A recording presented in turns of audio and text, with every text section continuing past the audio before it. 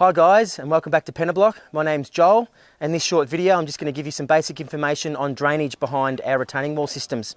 What you can see here in this video is a 90mm slotted PVC, which is pretty much standard, and it's got a geofabric sock liner preventing any of the fines entering the drainage system. What we do here, which is not always specified, is put a riser out of solid 90mm, which allows us to flush out the system if required, and basically just have an inspection point there. We can keep our eye on making sure the system is working correctly.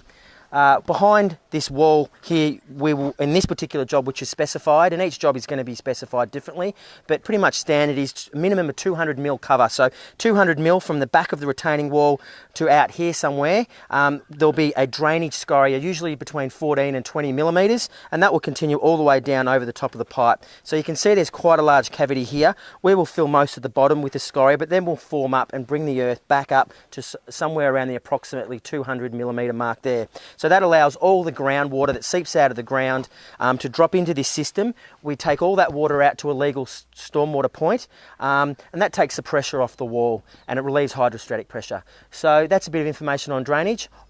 All retaining walls should have some form of drainage, so make sure you put that in your system. Thank you, and we look forward to seeing you in the next video.